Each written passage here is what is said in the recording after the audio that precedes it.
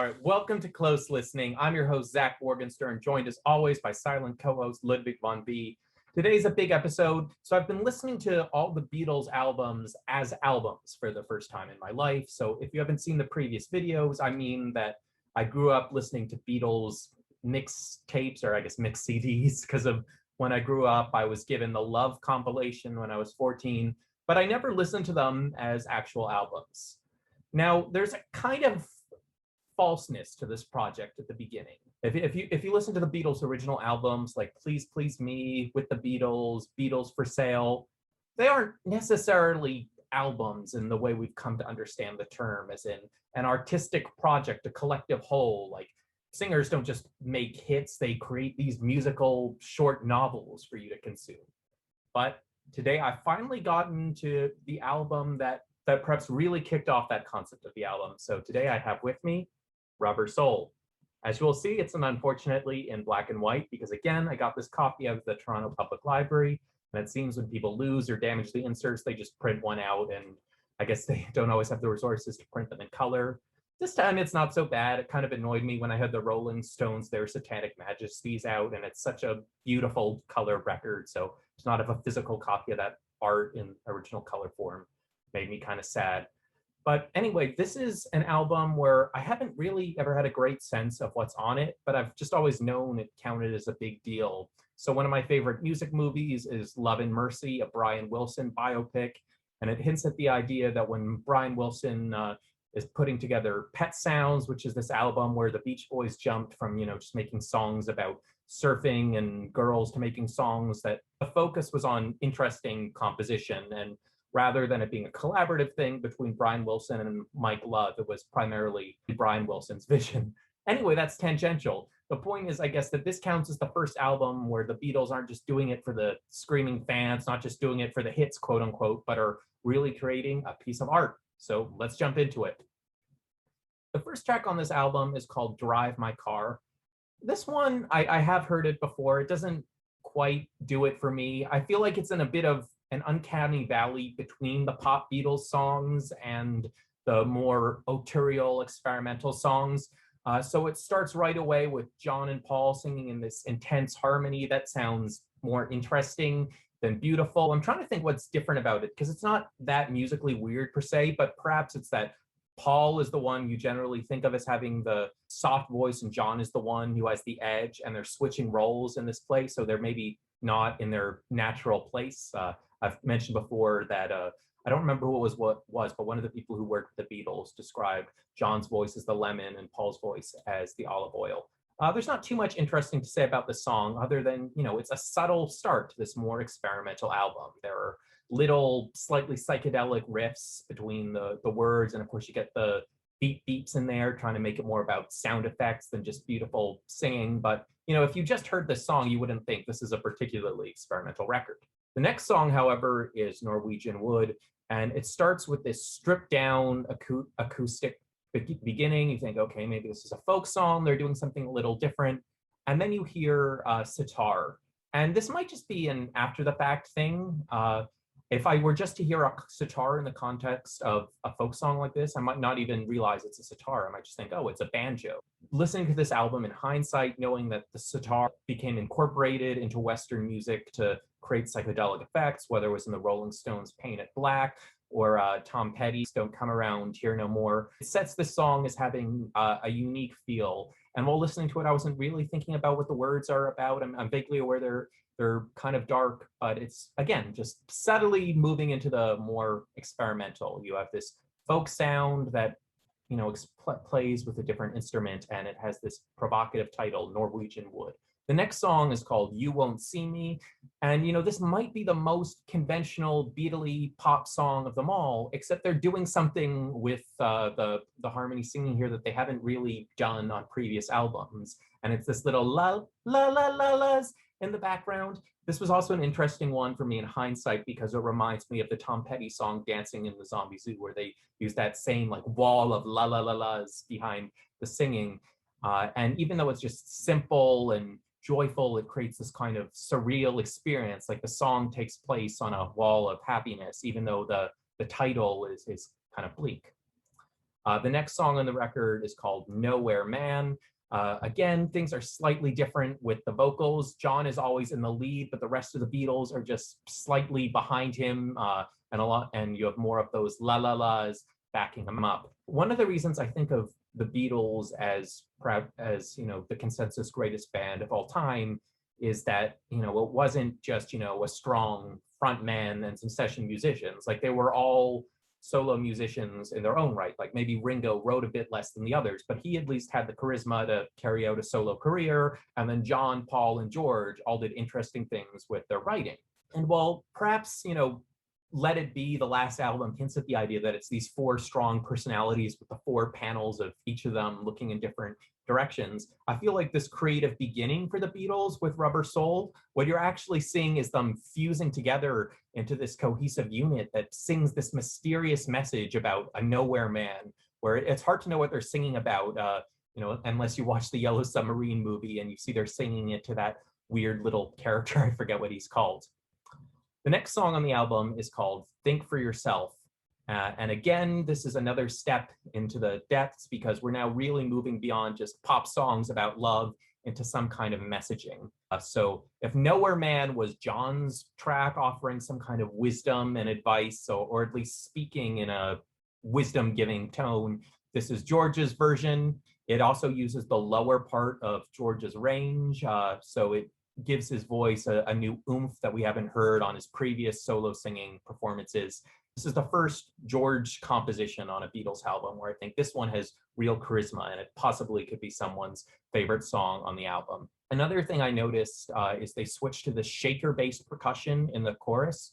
So one of the things that the Beatles did on their previous Help album is that they'd sometimes really shake up the percussion in the chorus or the bridge of a song as a way of giving the song a feel of having multiple parts. And my problem with that is that while they were shaking it up, they weren't making the song better. They were just making the song different. So it was experimentation. Experimentation is great, but it was failed experimentation. Whereas I like the subtlety of the shakers in the chorus of Think for Yourself. I think it shook things up while still being consistent with the broader appealing flow of the song.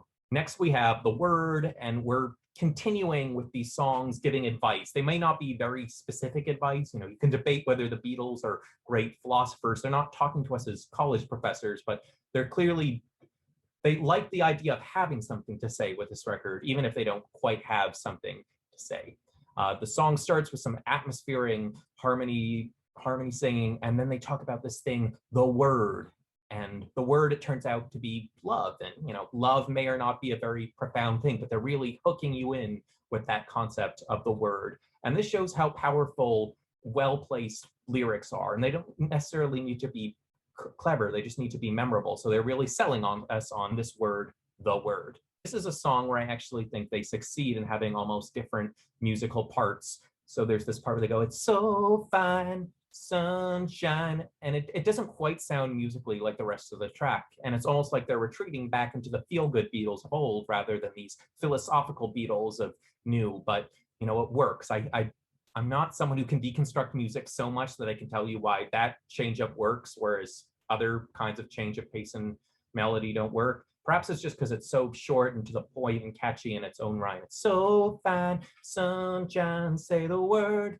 But anyway, even if this was a song I wasn't particularly familiar with before, I was nicely taken with it, and there's some nice psychedelic riffs. So I guess this is really where Rubber Soul comes to itself and really shows it's not like any previous Beatles album. That said, the next song on the record is called Michelle, and I think this might be the most famous song on Rubber Soul, which is interesting because it's the least interesting song. Paul doesn't necessarily draw on that many words and making his rhymes. It's kind of cool that he goes into French, I guess, but it's not fancy French. I mean, maybe that's the point. It's French that a lot of people, no matter what our level, and I am by no means fluent in French, can understand. And you know what? After listening to this album, I indeed found myself singing Michelle, my belle. So even perhaps this is one on an intellectual level I don't really like. I guess there's a reason, that we are simple creatures with simple tastes, that this is the song from this album that has perhaps become the most classic of all the Rubber Soul tunes. Next, we get a Ringo song. I feel like they're continuing to play to the successes they found with Act Naturally on the previous Help album, that Ringo is a good voice for country music. I didn't find this one particularly interesting, but it was pleasant enough to listen to. And if the Beatles are a family of musicians, it's always good to introduce us to everyone in the family. And this is the kind of song Ringo should be singing. Interestingly, he is credited as a co-writer on this one. So rather than being a Lennon-McCartney collaboration or a Lennon-McCartney collaboration that's really just Lennon or McCartney, this is Lennon-McCartney star. Though all Ringo contributed was one line, "Waiting for the tides of time." And that's it. It's a nice line. It's nothing special, but I'm glad Ringo got a co-writing credit on a Lennon-McCartney song. The next song on the record is called Girl, and I've always been vaguely aware that the Beatles had a song just called Girl, and I always assumed it was one of the less interesting early songs. It sounds like something written with the same simple pop ambitions of "She loves you, yeah, yeah, yeah, and I'm gonna hold your hand." But the simplicity of the title is misleading because it's this really laid back kind of song. There's an obvious breathing sound in it, which I suppose is like sucking in a joint. And the song, from what I read about it, is about John's longing, not necessarily for Yoko, but for someone like Yoko, about his unhappiness in his current marriage to Cynthia. Yes, as a product of this day and age, I'm hesitant to talk in essentialist ways about any gender whatsoever, and having a sort of complainy song about girl didn't quite sit right with me. But if you again look at this meaning and know that he's thinking about the person who isn't yet Yoko, and that he wants to be with someone who he genuinely connects with and is an intellectual equal, I think the song becomes more likable. One of the things supposedly going on here is that John is rejecting traditional Christian moral values. Was she told when she was young that pain would lead to pleasure? Did she understand it when they said that a man must break his back to earn his day of leisure? Will she believe it when he's dead? So when I first heard the song, I thought, oh, it's just him complaining because women don't understand all the hard work men do. But through that lens, no, he's complaining about, oh, it feels like everyone he meets is just raised with this sort of traditional, unimaginative sense of what a family is to be like. The woman should depend on the man, and the man will just do hard work and be unhappy until he's dead. The next song is called "I'm Looking Through You," and I mean, it feels like a companion piece to "You Can't See Me." It's a reflection on love and falling out of love by Paul, using vaguely psychedelic language. This one, it started a bit awkward and slow. At least I perceived it as that way. But then Paul makes this intense cry of "You're not the same." It's supposedly about a romantic fallout between him and Jane Asher. So it's kind of interesting that John's song about moving on from Cynthia to who would become Yoko is immediately followed by Paul falling out of love with Jane and perhaps anticipating Linda. But it just has this great searing organ in it. It's a surprisingly catchy song for a Beatles song. I haven't heard that often. The next song on the record, it's John singing. It's called "In My Life." This is another classic. Perhaps this one is more famous than Michelle. I don't know if there are numbers on here to back one up either way. Because I first heard the song around the time that I read John Lennon's biography, I've always sort of assumed it's about his mother, Julia Lennon, who I believe was hit by a car when he was 14, and that affected him his whole life. But if you look at the lyrics, it's not necessarily particularly about her, and there's also a song called Julia, so it's just more of a general nostalgia piece. It has a nice folk sound, and I can see why it resonates with a lot of people. Not too much else to say about this one. I guess the problem when you've heard something enough times, you don't have that pure reaction to it. Anyway, the next song on the album is called "Wait." Here we're hearing a blur of Lennon and McCartney's voices, and again, it's a fine song. The Beatles, I don't know if they're really capable of doing a bad song, but this is the only one on the album where I didn't really remember it after listening to it. The next song on the album is called "If I Needed Someone." This is another George composition, and it's just jingling, and it shows there's this little trick you learn when you play guitar, that you play a D chord, and I know it's kind of silly to model it this way, but if you put your little pinky down on the first string, 3rd fret, It suddenly makes your D sound jingly and perhaps like it's something from out of space. Anyway, it's a sus4 chord. And once you learn that pattern, you can sort of translate it to other keys. So I'm not sure which key this song is in on the top of my head, but the point is it uses this simple little guitar trick that a lot of guitar players know, but it never seems to fail, whether it's in songs by the Byrds or songs by George Harrison, like Here Comes the Sun, or in the opening riff of Ziggy Stardust, ding, ding, ding, ding, ding, ding, ding. It just never fails. And so it's a bright song, and between this and between this song and Think for Yourself, this is the album, I suppose, where George really breaks out as a songwriter. And then the final song on the album is Run for Your Life. I was in a room once with someone listening to the song, and it didn't strike me as much of anything, but the person in the room got very upset listening to the song and asked to switch from it. And so this is a song, if you look at the lyrics, it's about a man being very jealous of his girlfriend or ex-girlfriend or whatever, possibly cheating on him or moving on and threatening to, well, here's the thing. I guess the reason why my original reaction to the song was quite muted is I feel like old rock songs, whether they talk about love in a pleasant way or in a jealous way, I feel like they're so full of cliches and expressions that I just don't really put much into the meaning. So for me, it was just a sort of cliched song about jealousy, whereas for this person, it was, a real song about threatening violence. And I think this is a song that plays with ambiguity.